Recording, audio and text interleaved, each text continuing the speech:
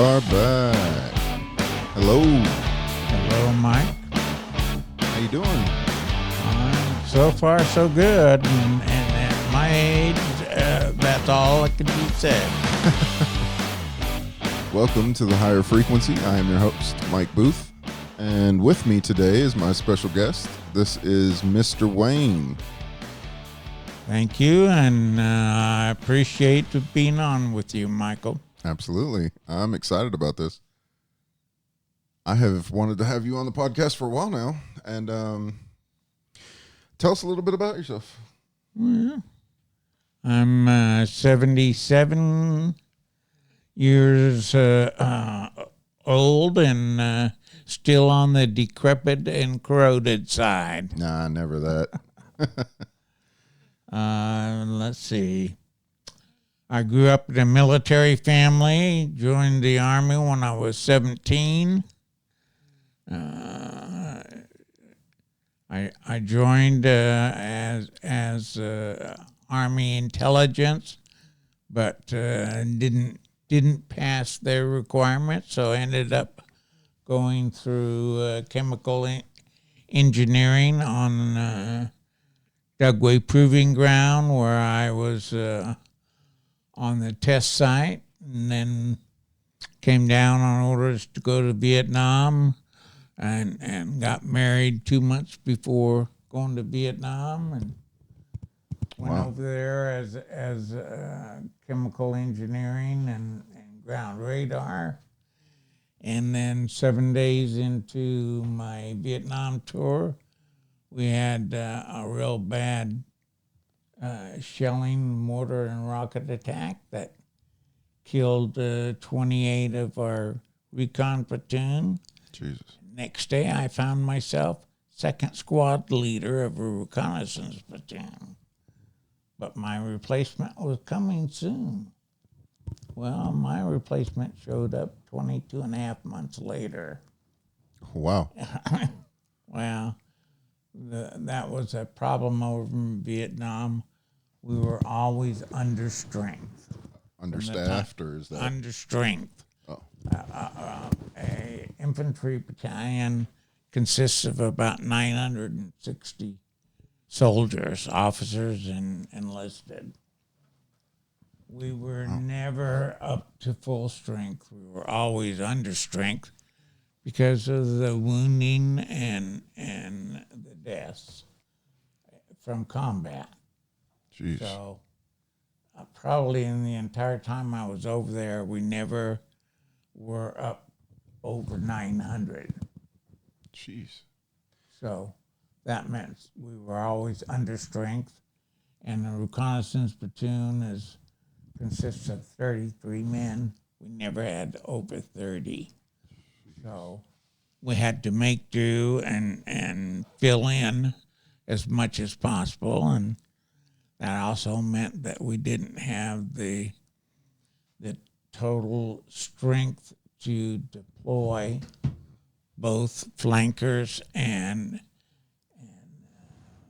lead men, and so we filled in as best we could. At that time, during that time, it went from 50,000 ground troops to more than 250,000 ground troops. Jesus. Total military strength went from around 100,000 to over 650,000 during that time. I mean, And that's massive. Unlike any of the previous wars, this was more guerrilla warfare, and in fact we were having to respond to attacks. So And definitely like the you, most aggressive. Well, and that's the issue is that we were responding to what the enemy did, not for us to deploy and be on the attack. So we were ending up going into villages that had been attacked and, in fact, occupied many times. Jeez. So we were going in there to rescue the villagers And a lot of times we came to the village after the North Vietnamese of the Viet Cong had already been there, and they like to set examples of the village chief and his family. So many times we came in and found them being tortured, having been tortured, and also from infants to adults. Oh, wow. So some of the examples are they would stake them out and puncture them with pungy sticks, sharpened sticks, with human excrement covered on there, so that they would develop bacterial infections. Jesus. And sometimes even skinned some of the infants and adults alive, and a couple of times even buried them in ant hills so that they were slowly eaten alive by what we would call fire ants today, or army ants. And so some of those scenes were pretty horrific going in there. Yeah, I would say so. And it's like history revolves around combat soldiers. It's a couple minutes of terror surrounded by 98% boredom, routine, And routine. marching, covering, doing searching, and deploying, and those become routine and repetitive. Yeah. Versus the traumatic 2 or 3 minutes of combat. Yeah. And probably in the 23 months I was over there, I would say probably total combat time was maybe 7 or 8 hours total, but the 7 or 8 hours involved probably 53 combat fights, firefights. Jesus. So, again, it's minutes of terror, minutes of combat happening, and you have to react instantly. And it was, they like to strike during periods of rest and relaxation. Oh, no. Late at night. Yeah, when nobody's ready. During monsoon rainstorms. When the platoon was in night defensive positions. And a lot of times we couldn't dig foxholes, if you will. Yeah. We had to create our own cover in order to have safe areas in which to observe the surroundings. And then we would respond to the insurgents' attack on villages and military outposts also. So the worst thing is when I went over there, we were issued orders not to return fire if we were fired upon. Well, guess what? In reality, that the first time you hear that bullet whiz past you, you always were going to and would return fire. And that held true for about the first month I was over there, that we were issued those orders. And then our commanders realized that wasn't going to work out. That would not work out at all.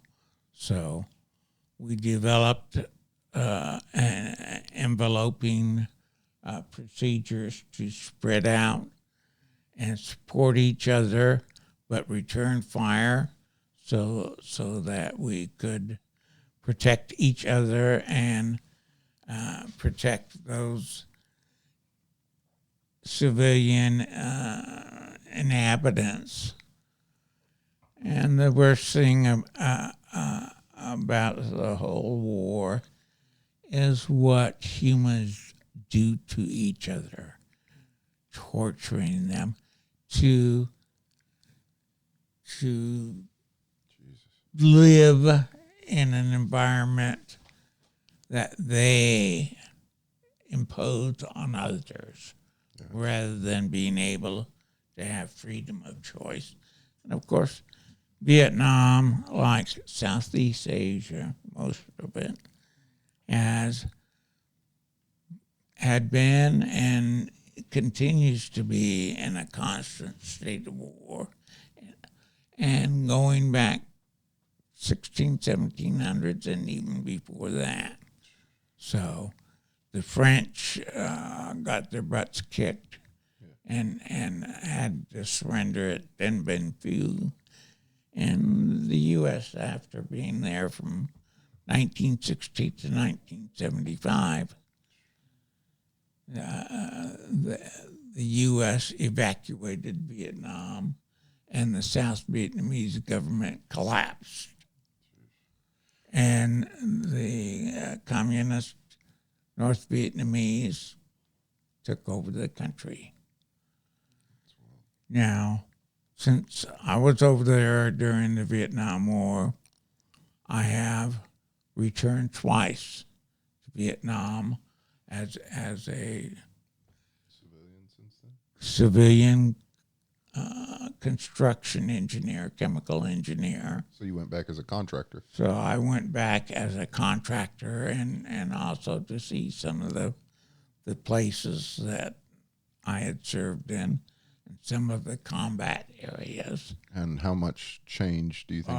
It was totally changed from the Drastic. standpoint of there was no signs of war and destruction. Wow. They had cleaned it up that way.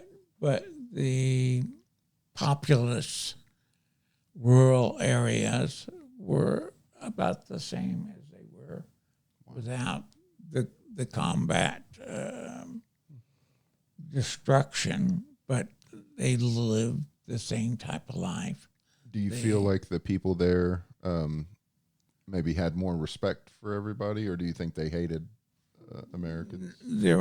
I did not detect any signs of hatred. They were they looked at us as a different people because of our lifestyle and because of our physical appearance and most of the people I met, and this is a good 24 years after I had come home from Vietnam in 1969, it was the generations I met over there had no idea of what the warfare was like. So it is not an environment that they were used to or could relate to. Yeah, for sure. So, out of everything that you seen and witnessed out over there, do you feel like things were, best way to say it, do you think that things were settled? Like, yes. Yes. In other words, they were living a lifestyle that was not being traumatized by being attacked. And their way of life had settled into the communist China Vietnamese profile that the state was everything They lived and worked for the state, and they were comfortable in doing that. So after everything was said and done, how was the response when you came home? From Vietnam originally, or when I came home When you came after home being there after being 24 years later? Well, many of my friends and coworkers were interested to know what my impression was of Vietnam. And my impression was that they were living the lifestyle that they had for generations. And they lived under the communist rule because they were used to being a conquered people. But they were comfortable in that. Excuse me for taking a drink. Oh, I have please. a dry mouth. Yeah, please do. That's wild. So do you feel like what do you feel that America did right or wrong in that war? Was there anything that stood out to you as they did this correct, or they did this all the way wrong? Well, Which way do you think? in terms of the war, I believe America really, the government and the military higher-ups did not want to prosecute the war in terms of taking aggressive action. They were responding and on the defense the entire war. They did not have plans to go out and attack and To do more. and to destroy the military support that the North Vietnamese and Viet Cong had. Jeez. So we did not attack.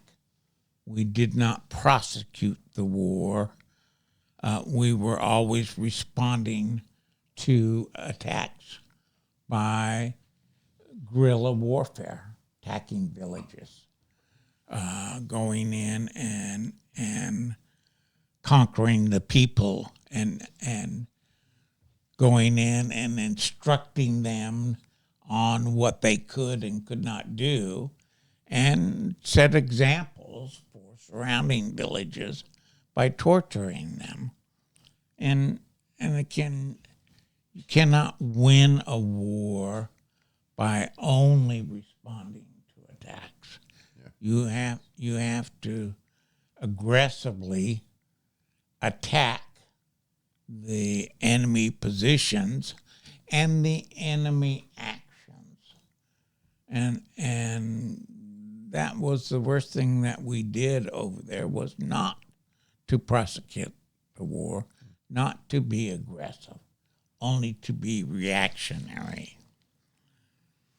Now, the best thing that we did was to show that what we could do to help people, and it was called the pacification of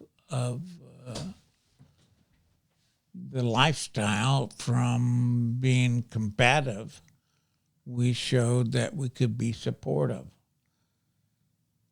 The problem is our support was sadly lacking because of the corruption and the, how should I say it? Explain that a little bit more about the corruption. The corruption is that the Vietnamese government was only in control for what they could personally gain from it through the accumulation of wealth and power.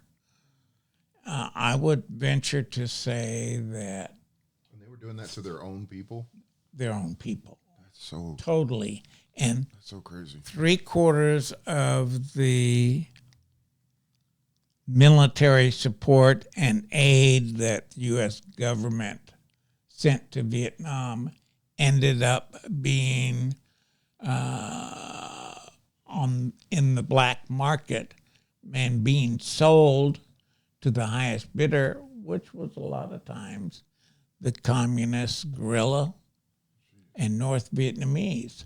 So the U.S. troops were always short of food, supplies, even to some extent ammunition. So it was all going to the opposite side. It was ending up in the communist hand, because as soon as the material was landed, it was being seized, if you will, and then resupplied back out to them. and then ended up being fed to the black market, which ended up in the communist hands. Were you both using the same types of weaponry, like as Well, far as their guns? And the main individual soldier weapon for the enemy was an AK-47. Okay.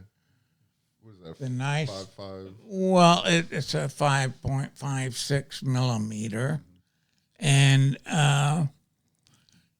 the AK-47 was actually a very versatile weapon, because it could be taken through all kinds of conditions, rain, mud.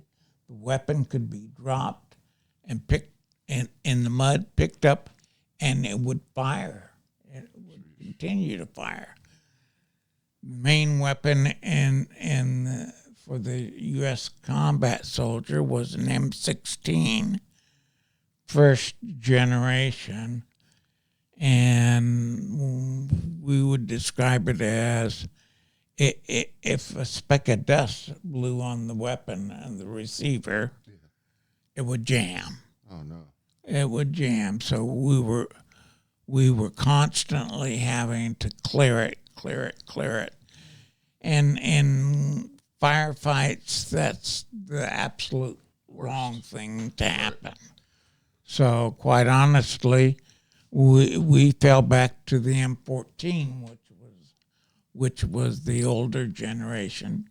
It was the... So the M14 was just a better battle rifle? Well, because it could handle conditions, mud, rain, foreign debris coming up and covering the external surface of the M14, whereas the first generation M16s would not cover that, would not be able to handle that type of environment. Did they let you, it sounds really weird, but did they let you keep your rifle when you came home, or did they? No, absolutely not. They took that away from you. But did some of them that's what I'm wondering. find their way home? Yeah, yes, of absolutely. Course. Right, so. They were smuggled out. In fact, I knew of a couple supply NCOs that even sent home an M60 machine gun. Oh my God! There's But no reason. what they would do is they would send it by piece by piece, so by mailing piece, it piece by and mail it to different locations, different people. That's And did that happen very much? Yes, I would say probably that's wild. more than it a should couple have. thousand of these weapons were sent home. Okay, that's a little terrifying. What The only one that I knew got caught was one that tried to send home a recoilless rifle, which is like a law. It's like a man-portable artillery round, recoilless rifle. So is it like a large caliber sniper rifle type of deal? Well, no, it's like a rocket. Oh, Oh, a mini rocket, if you will. there you go. Okay? Yeah, So man-portable rocket, law. that's the one. All right. Okay. That's that's why So he got in trouble. Okay. That's fair. They because he also tried to send home the artillery, Oh, the actual the rockets with rocket it. itself. Oh, geez. Okay. Yeah. And That could be a little bit. that got caught. Yeah. But it only got caught when it landed on the continental United States. It had cleared every previous site through Guam, through Hawaii, and it ended up getting caught because it triggered a chemical sensor when it landed. So, needless to say, the memories of combat over in Vietnam are not something that we talked about when we came home, because when we landed, I got wounded a couple times over there right before I was sent home medical evac. Can you tell the people what had happened to you over there, or do you, if you don't feel like talking about it? It was in firefight. The last one was in the bamboo jungle, where there were mortars and rockets that would hit the bamboo trees and literally shatter them, sending out Splinters. thousands and thousands of slivers that would tear the flesh and literally limbs from people. And that was something that was hard for the surgeons to remove all the slivers. And they have come out for years and years afterwards, more than a decade. We're still having some slivers that would work themselves out of the flesh, in fact, mine, the intestines. And that caused a lot of scar tissue from the cauterization of these sites on the intestines. And over time, those repair sites become brittle and crack and craze. When they do, that lets bacteria into the abdominal cavity, and that has to be flushed with an alcohol solution in order to kill the bacteria that would develop into peritonitis infection, which is deadly. So having to go through those treatments, those flushes, and those constant repair of those cracked and crazed repair sites has not been a pleasant experience. And it continues to this day. Some, what are we, 55 years after coming home from Vietnam? You're literally the strongest dude I know. Like I compliment you all the time on it, because I don't know that today's youth, we take for granted what you men went through and the hardships that you guys had to endure. Like our warfare versus your warfare is just it was a totally different environment. Knock on wood, they don't. Yeah. None of the soldiers today have to fight in jungles like that. Yeah. Like jungles of Southeast Asia. Seems like nowadays they're just or even like the drones. Congo that had insurgent warfare over there.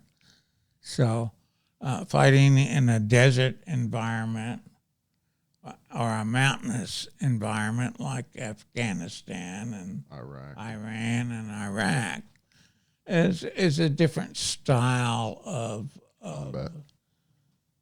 warfare, and the environment that the soldier fights in. And they have their own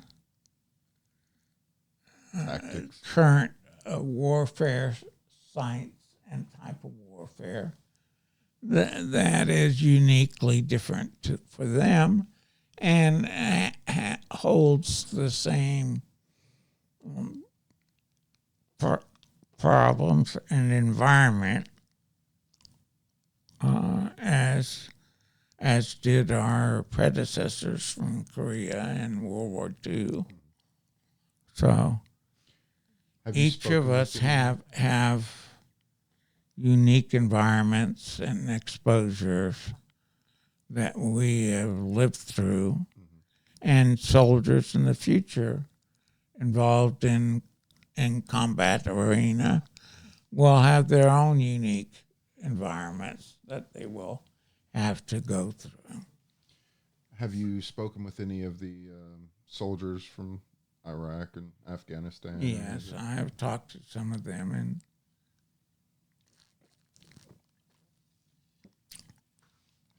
excuse me, I have to wet my whistle. No, you're fine. Take your time. But yes, and again, unless you were there, unless you were experienced it, it's not something that the soldier likes to talk about, because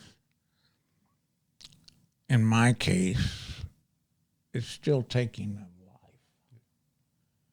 And am I proud of the people I killed over in Vietnam? No. I did it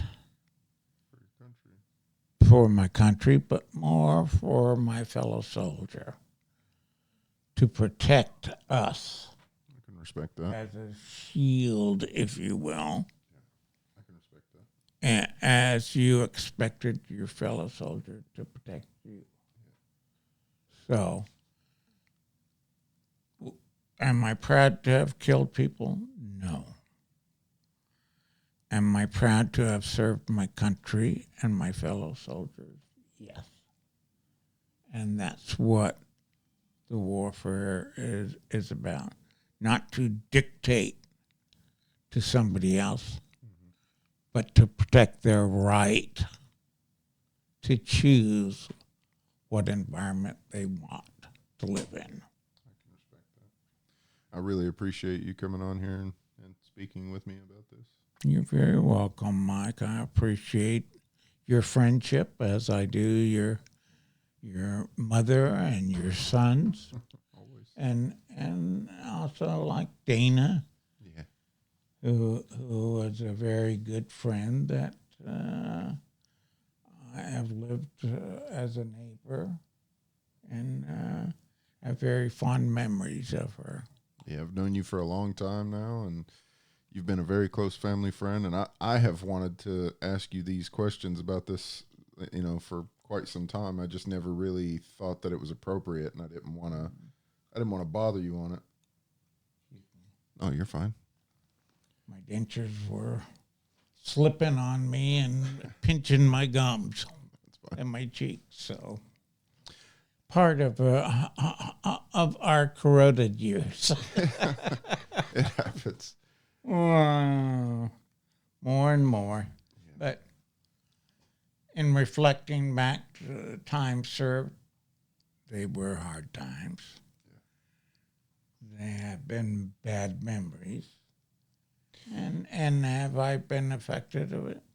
Yes, I have. So, But do it's you have also any? given me a great appreciation for what my father did in World War II, serving in the submarines in the Pacific Theater, and for some of my distant relatives that served even in the Spanish-American War and World War I. So it gives me a greater appreciation for them having served to protect the country, to protect our way of life, and not to dictate how others should live, because we think live I agree. a certain way. Yep, I agree 100%.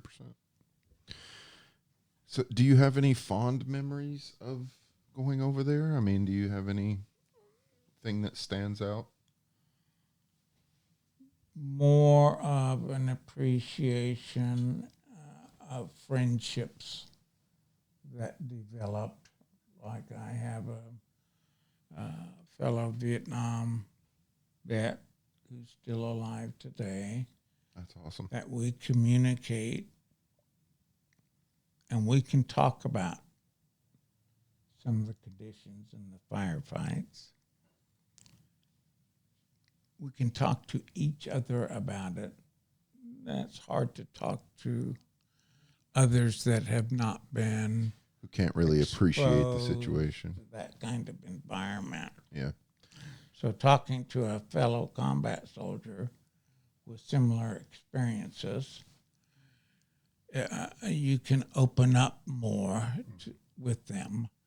And even trying to talk to soldiers from other combat environments of a later time, like Afghanistan and Iraq and Iran. It's not the same as being able to talk to a Vietnam vet, combat vet. Did they ask you to speak with any like psychologists or anything like that? Yes.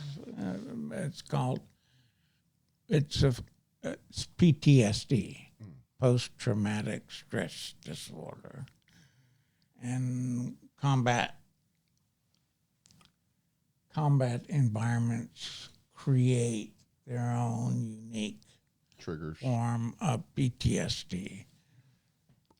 Have I had nightmares? Have I had sudden stress due to these memories of firefights? Absolutely. In fact, I scared the hell out of my wife the first week I was back after I got released from the hospital because I grabbed her and slid her off the bed, yelling, "Incoming, incoming!" Sudden jerky movements. Well, and sudden loud noises like a car backfiring or firecrackers going off. Do those still happen today? To a much minor effect. Little jitters, flinch. little jumps. Yeah. You flinch a little bit, but it's gotten much better, and through talking about it and being able to come out and end up saying, as bad as the combat situations were, the wounding of fellow soldiers, and in some cases the death of them, I beat myself up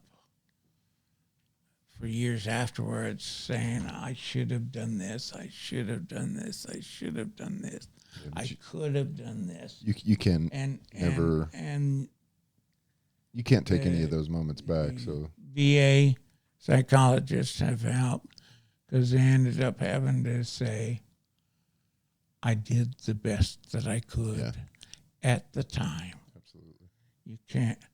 You try and relive some of those situations and think of things that you could have done, should have done, but in the heat of the moment of combat, you do what you can do. you have done the best that you could do. And you have to live with that and make peace with yourself for doing the best that you could have done. That's So the friendships that have developed with some of those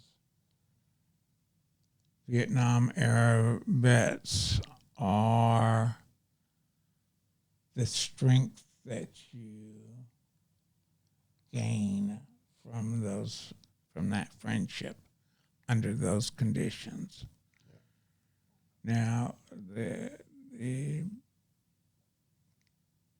good thing I took, one of the good things I took away from Vietnam was that the Vietnamese people want to live the good life like Right. everybody else. Right. They want peace and tranquility. They want to be able to raise their family and feed their family and not have to worry that they will be attacked just because they're there. Yeah. So the pacification programs of the U.S. government, probably, and all the different types they tried, the health care, the medics going from village to village was our best way of showing this is what can be done to help your people live a life without So some of basically, these traditional diseases that we never face in the United States. so the medics were the best treatment, Yes. you think? Yes. I like They that. were the best, showing our best foot forward, if you will. I like that. I like that a lot. And some of them were captured and tortured doing some of their visits, medical visits, because they usually went out in groups of 2 or 3, and sometimes they did not come back. Jeez.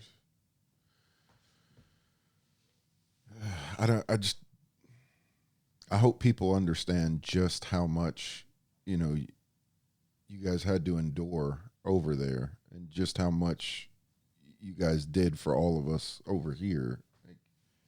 Well, probably the thing that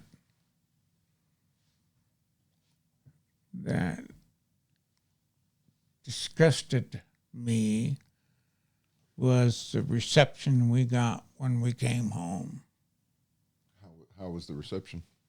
The protesters, when my medevac flight landed in California, Oh, no. we were greeted with rotten fruits and vegetables being thrown at our evacuation bus that was transporting us from the Air Force base we landed at, being transported to the Army Hospital in San Francisco. So you went from being assaulted and attacked over there in another country to coming home to being assaulted and attacked. Well, yes, In your home. and being called women and baby killers, Jesus. and being verbally assaulted as a veteran coming home from a combat situation, and in fact being wounded and evacuated, and people, fellow Americans, that would do this to our returning soldiers, Yeah, it's awful. resulted in many horrible memories. Yeah, I guarantee it. Was it that they didn't understand what you guys had just endured, or was it the media at the time was trying to basically paint you as a The different? media was grabbing every type of confrontational situation And spinning it and different ways. spinning it to their own, with their own emphasis. And I believe that the media grabbed every instance and showed every bad image that they could. And they still do that today. They emphasized the negative, the bad vibration. They emphasized incidences of, yes, occasional soldier losing it and going crazy and shooting at their own soldiers and shooting at innocent civilians.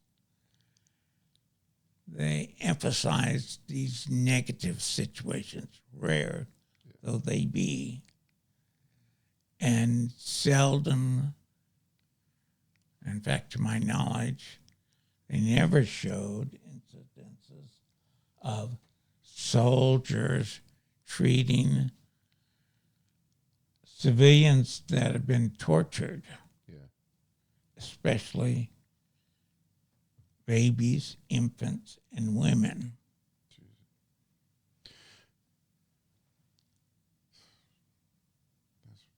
See, that bothers me so much that they didn't even take the time. Like, was there anybody that really stepped up and tried to change the image of how people seen, and how, was anybody standing in your corner fighting for you? Were there combat journalists? Yes. But most of those, the issue is they weren't, if you will, they weren't assigned to a combat unit to follow them through the day-to-day activities, from the patrols, through the search and destroy missions, search and rescue missions.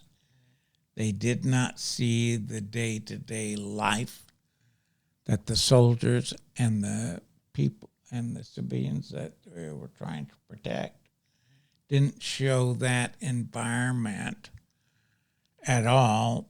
They went to grab the confrontational issues, like so that's the only My part which was they cared about. Which was one of those unique situations where a combat soldier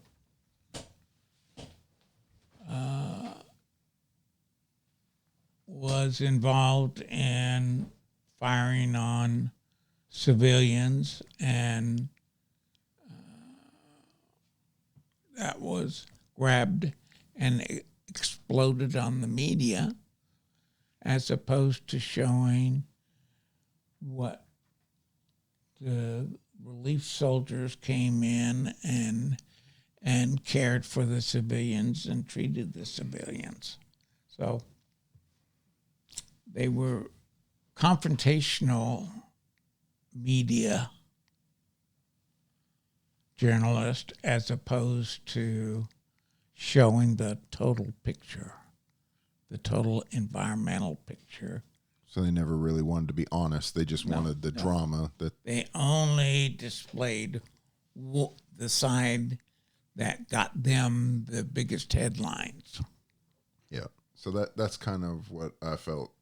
Yes. I felt that that's what you was going to say, but I wasn't sure if that's how it was back then. Yes. I know we even had better journalists then than we do now. Yes, but again, as far as quality of character, only a very narrow picture was grabbed and shown.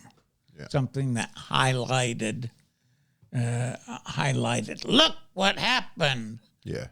Not look at what our soldiers do on a day-to-day basis, how they come in to the rescue of villagers, how they come in to help them recover from being terrorized by the Viet Cong and North Vietnamese. So they emphasize the negative as opposed to showing the positive environment that the VA soldier, the Vietnamese people were shown by most of the U.S. combat soldiers, including allies as well. I mean, since I've known you for quite a few years now. I mean, you've literally went out of your way, bent over backwards to help everyone that I see you encounter. So I don't know if does that come from just seeing others in need and you just wanting to help? Well, the good Lord put us here on earth to help each other, family and friends and others as you're able. Which is what I try my best to do. I follow your suit on that one for sure. Exactly right. If you see somebody that needs help, try to do your best to do it. Whether it's helping them out physically, whether it's doing something that they're not able to do, whether it's helping them get food or helping them deal with a financial situation. And help them through the bad times, if you will. If you had one thing to tell the world out there, if the people out there listening, you had one thing that you could emphasize the most out of that whole entire war, what would be the main takeaway that you'd want people to understand? That war is hell on everybody, especially the civilian populace, and to help everybody as you're able to, both physically and mentally support people and let a person know that they are needed and wanted, and help is there for the asking. That's awesome. And if the world should be a better place because man has lived, and man needs to help each and every person as they want to be helped. I can respect that.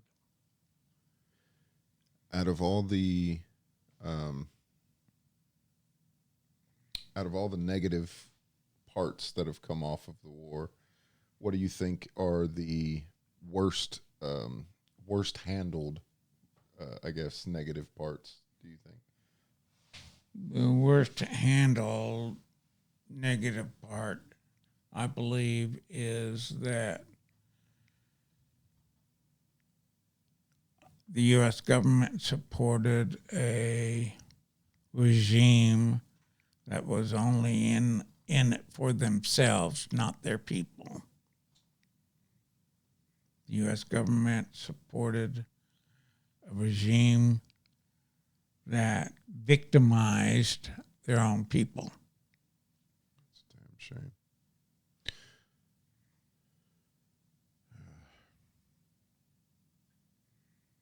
So, and I've heard that back then the U.S. government spent $1 billion a day.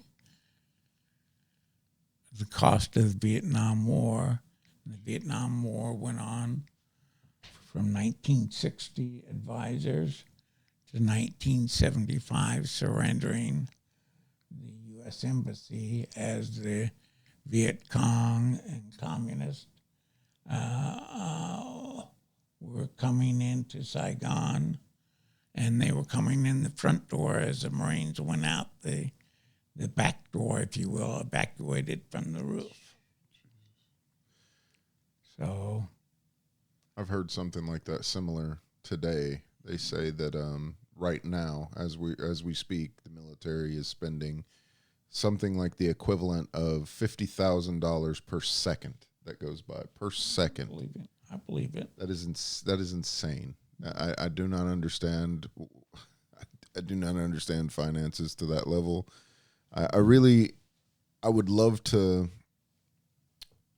get somebody on here that could actually walk me through some finances on here, because the I just, financial aspect of war. yeah, Not just pretty. it's not, and Not pretty. I think And those guys were the if most that amount ruthless. was spent on social programs and support of the common person, there wouldn't be the homeless, the starving, You are not wrong. the That is absolutely a fact. ill-educated. Yeah. I mean, that would totally support the average U.S. citizen Yeah. and provide them with the education and medical support that a growing family needs. Yeah. Totally. I agree. But we spend that on ammunition, weapons development, troop deployments. Stuff that, to be honest, I Yes. don't know if we need. I mean, I know we need it, but we have so much surplus of it that I feel like Yes. it's redundancies over redundancies over Yes. redundancies. Well, how many hundreds of billions of dollars do we send overseas every year? It's crazy. Needless to say, spending defense money, but this is just money that is allocated to foreign governments, and some of those governments do not care about the common person in their own country, let alone supporting U.S. policy. They'll support U.S. policy as long as we give them billions of dollars Yeah. in aid and grants that don't go to help common people. Yeah. Nowadays, I would imagine that most of those have been corrupted, or somebody is taking where it shouldn't They're be. in it for their own selves. Yeah. How much they can get out of it. Which is ridiculous that we how don't. much wealth they can gain. I think that we need to, as America unfolds more, I think we need to start sending more people out to, instead of policing our streets so strictly, they need to police the places where it needs to be policed, which is like the Senate. I think the Senate has become just a swamp of just nasty individuals taking money that doesn't belong to them. Well, they're in it for themselves, not for the American people not anymore. for the American people. And I think that's It's just how ridiculous. much they can enrich themselves Right. at the expense of the American people. And it's not even just the American people either. It's at the expense of the rest of the world at this point. They're just taking and taking and taking. Yes. And I don't understand the way that they have such a far outlook that you've got people nowadays.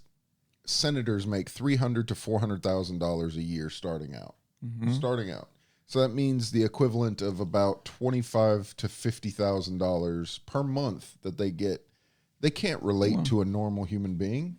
It's like, Well, and look at it this way: how many politicians, elected people, do you know, who when they leave office are poor? never. I've never seen that. Yeah. I've never seen that. How many U.S. representatives, how many senators leave office Ever. without I'm just being leaving worth office. millions and millions and millions of dollars? Which is, I don't know of any of them. I mean, I could understand, if you had maybe a million, like $1 million, makes sense. You make $300,000 a year.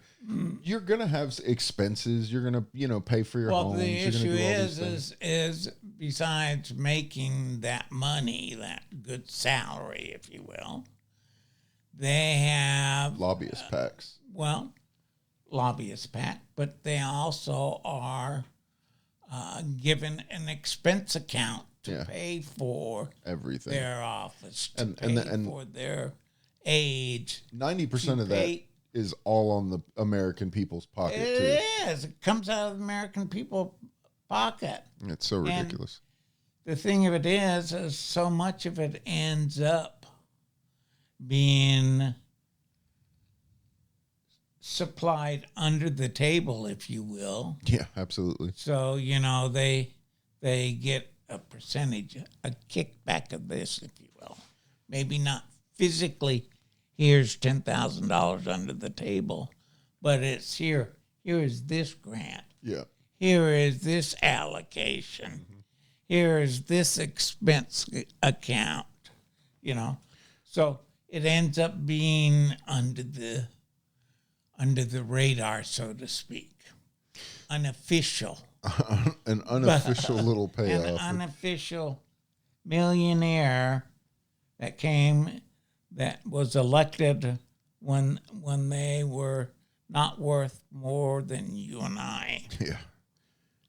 I was speaking with a coworker just the other day, and we were talking about how you'll go out and you'll work your hind off to go make money.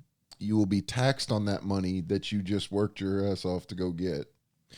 Then when you go out to go spend $1 from the money that you just got taxed on, you're going to get taxed on the item that you're going to purchase. And then once sales tax. Yeah. And then once you purchase the item that you're going to get taxed on, at the end of the year, you're going to get another tax that if you don't pay, they will come and take Income that tax. item again. Yes. And it's like, how many taxes do you think we actually pay at the end of the day? Oh. It's enough to make you go crazy, especially whenever you see how many people have went to war over so much less. Yes. And now we're at 75 no, I won't say 75. We're at 50 or 60% tax increase. I'd say maybe more. I'm just being generous, but it's at a point where it's the hidden taxes that eat up the infrastructures and all the different things. Yeah, the financial support that a normal family has. It's the hidden tax. Yeah, as you said, there's income tax, there's sales tax, there's excise tax, there is petroleum tax, there is chemical tax, there are, if you will, extra taxes on liquor and cigarettes, buying an automobile. Yeah. Look at that. Look at the tax when you buy that car. Yep. Taxed again. You're being taxed 8 to 10% of the value of the car. And now they're doing tax on is a sales tax. Now there's even taxes for people who going through bridges. There's taxes so you got toll taxes. You've got what is that one emissions tax? So if your car makes too much smog or tax. I'm like, oh my gosh. Then you have to pay for vehicle inspection when you register your vehicle. It's a joke. And every year you have to buy a license tax, pay a license tax, and a vehicle valuation tax. And the sad part is that every day that this happens, this money is getting filtered out into programs that the United States people don't get to choose. We don't get to benefit from, choose it. A lot of it ends up in corruption. In corruption, lining the pockets of politicians and see, I like the fact that you said the best thing that we did out there during that war was have doctors that came out and actually medics that yeah. came out and helped inoculate some of the population against some of the diseases that were prevalent over there that were a rarity in the United States. See, I feel like that's, I like the concept of helping. I think that like America has built itself up to be sort of the police of the world, if you would. And I feel like we're looked at like that. We're looked at like we are the police of the world, when I think that instead we should be the, it sounds kind of weird to put it this way, but the firefighters or the ambulance of the world, because I feel like people look at firefighters as the way that they with the same respect that they do an officer, right? But instead of where an officer has the ability to lock you up or to give you citations and tickets and all that stuff, a firefighter is always the one. When you look at them, you give them the same respect that you would an officer, but they don't go out of their way to like harm you. They're only there to help you. They are responding to emergency situations, Right? whether it be medicine, whether it be rescue, whether it be fighting a fire, or which is exactly my point. Responding to some kind of disaster. Be it natural disaster or man-made disaster. See, I wish that the world would look at police officers in the same light that they do firefighters. But when we see police officers, sometimes we get the more we're more afraid of the police officers than we are of the firefighters. Right. In other words, we don't look at them as being a help. We look at them as being a threat. Right. And that's scary. And that's not what it is.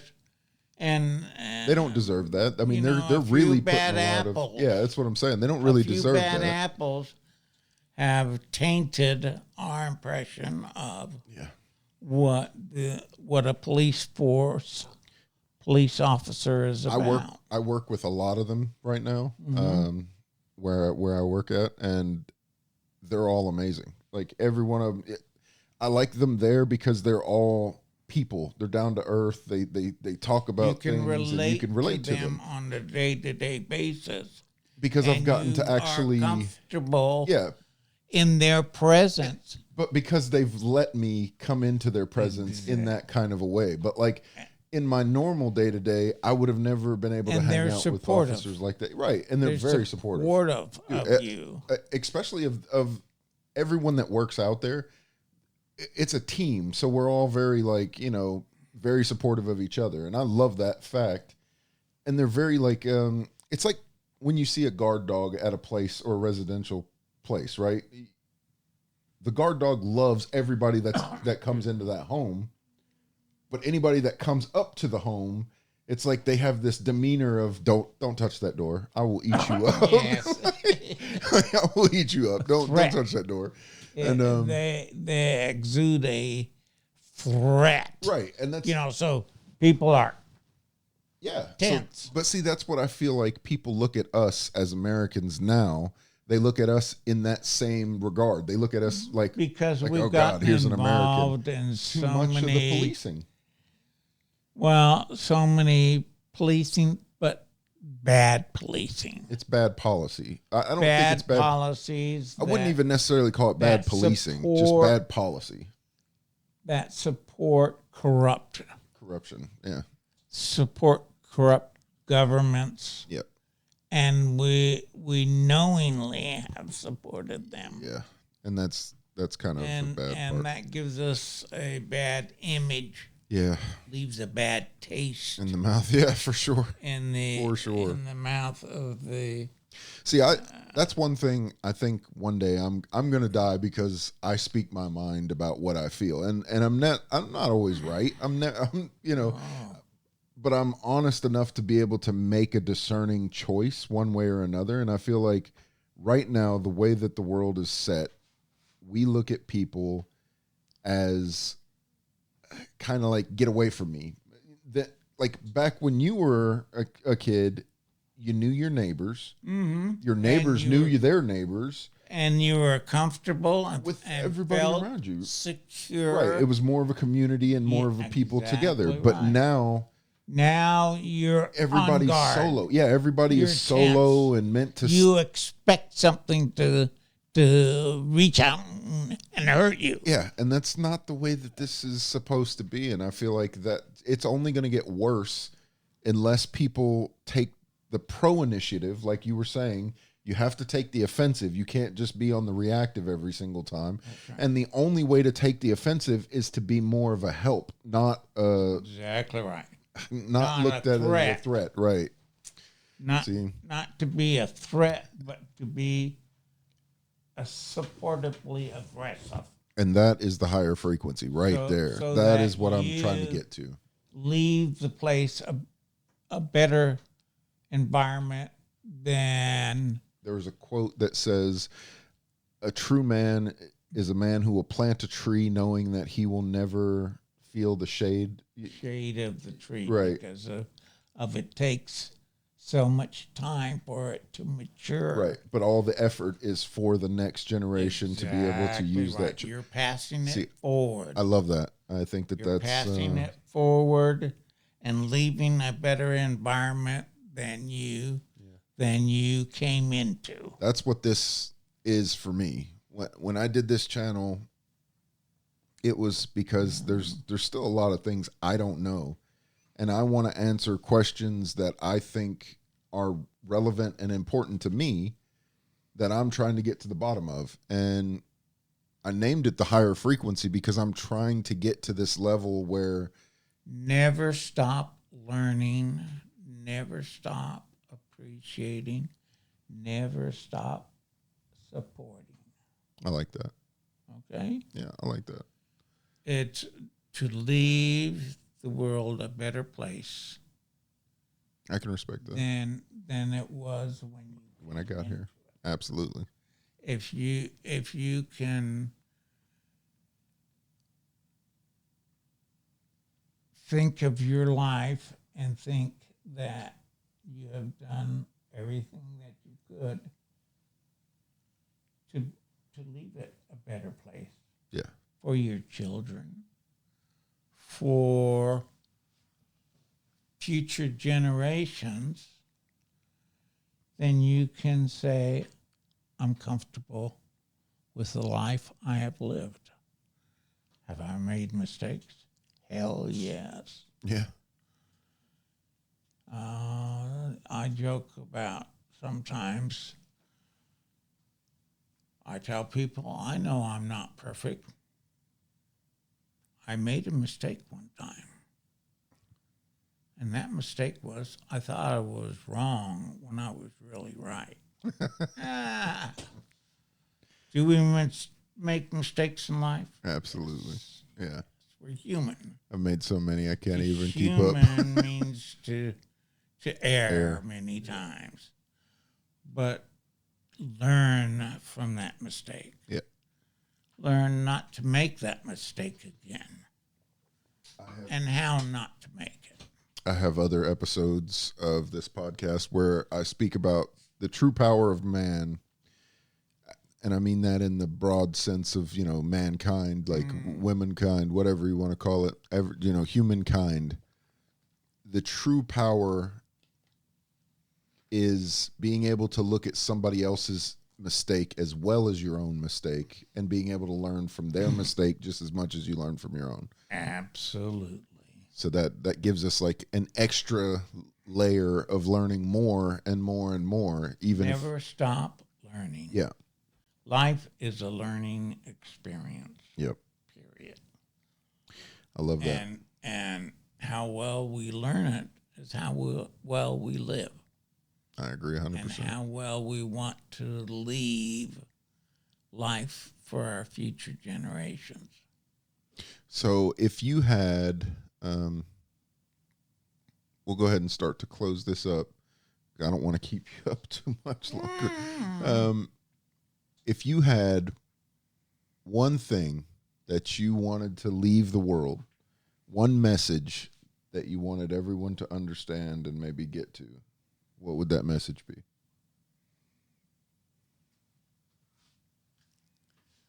Support each other and value each other's thoughts and actions. I respect that. Support each other. And value each other's achievements. And value each other's achievements. I like that. And if you had something that you could tell the world to train more at, what would you think that the world needs more of? Like as far as like training, or do you think, what would you like to see the world do more of?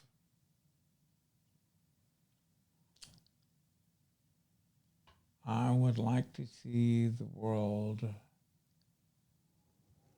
listen more than they talk.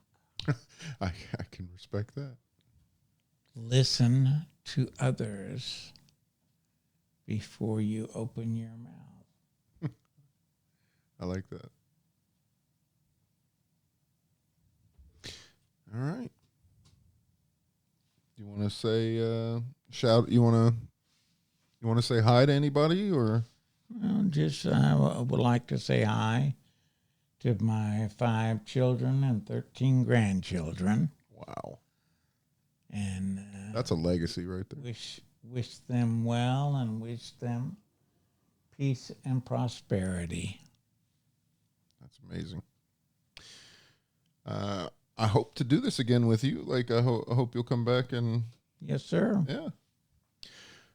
So, with I thank you for the opportunity to talk with you. Absolutely. With that, we are going to go in there and get something to eat. Oh yes, my stomach has been I know. calling to me. I'm telling you, that food. Hello, we're here. That food has been getting it. Please. All right. With that, this has been The Higher Frequency. I'm your host, Mike Booth. Mike, I appreciate the opportunity to talk with you. Absolutely, Mr. Wayne. Until next time, everybody. Peace. Peace.